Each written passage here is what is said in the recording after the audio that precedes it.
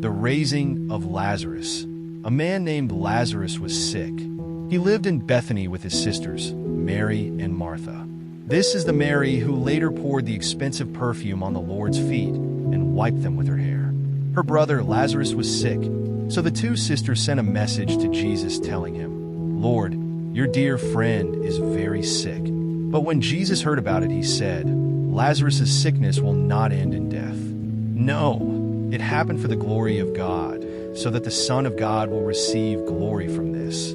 So although Jesus loved Martha, Mary, and Lazarus, he stayed where he was for the next 2 days. Finally, he said to his disciples, "Let's go back to Judea." But his disciples objected. "Rabbi," they said, "only a few days ago the people in Judea were trying to stone you. Are you going there again?" Jesus replied, "There are 12 hours of daylight every day. During the day people can walk safely. They can see because they have the light of this world. But at night there is danger of stumbling because they have no light." Then he said, "Our friend Lazarus has fallen asleep, but now I will go and wake him up."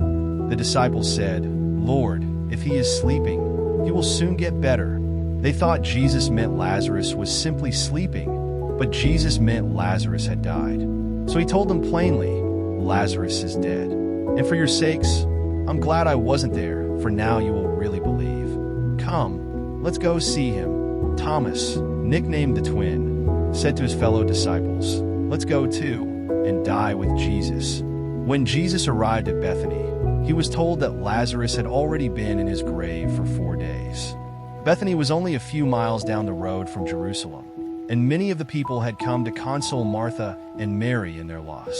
When Martha got word that Jesus was coming, she went to meet him, but Mary stayed in the house. Martha said to Jesus, "Lord, if only you had been here, my brother would not have died. But even now I know that God will give you whatever you ask." Jesus told her, "Your brother will rise again." "Yes," Martha said, "he will rise when everyone else rises at the last day." Jesus told her, "I am the resurrection and the life. Anyone who believes in me will live, even after dying. Everyone who lives in me and believes in me will never ever die." "Do you believe this, Martha?" "Yes, Lord," she told him. "I have always believed you are the Messiah, the Son of God, the one who has come into the world from God." Then she returned to Mary. She called Mary aside from the mourners and told her, "The teacher is here and wants to see you." So Mary immediately went to him. Jesus had stayed outside the village, at the place where Martha met him.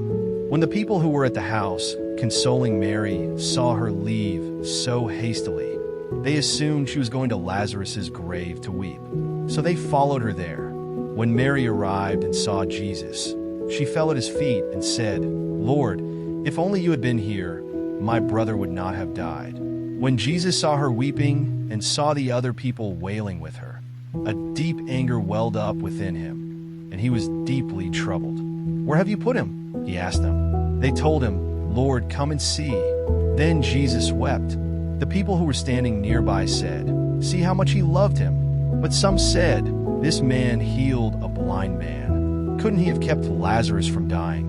Jesus was still angry as he arrived at the tomb. A cave with a stone rolled across its entrance. "Roll the stone aside," Jesus told them. But Martha, the dead man's sister, protested, "Lord, he has been dead for 4 days.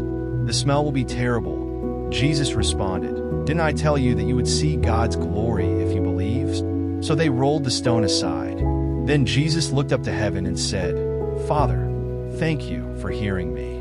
You always hear me, but I said it out loud for the sake of all these people standing here, so that they will believe you sent me." Then Jesus shouted, "Lazarus, come out!"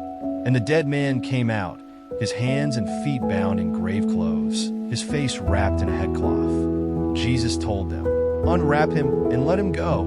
The plot to kill Jesus. Many of the people who were with Mary believed in Jesus when they saw this happen, but some went to the Pharisees and told them what Jesus had done. Then the leading priests and Pharisees called the high council together. "What are we going to do?" they asked each other. "This man certainly performs many miraculous signs. If we allow him to go on like this, soon everyone will believe in him. Then the Roman army will come and destroy both our temple and our nation." Caiaphas, who was high priest at that time, said, "You don't know what you're talking about. You don't realize that it's better for you that one man should die for the people than for the whole nation to be destroyed." He did not say this on his own. As high priest at that time, he was led to prophesy that Jesus would die for the entire nation. And not only for that nation, but to bring together and unite all the children of God scattered around the world. So from that time on, the Jewish leaders began to plot Jesus' death. As a result, Jesus stopped his public ministry among the people and left Jerusalem. He went to a place near the wilderness, to the village of Ephraim, and stayed there with his disciples. It was now almost time for the Jewish Passover celebration, and many people from all over the country arrived in Jerusalem several days early, so they could go through the purification ceremony before Passover began. They kept looking for Jesus, but as they stood around in the temple, they said to each other, "What do you think? He won't come for Passover, will he?"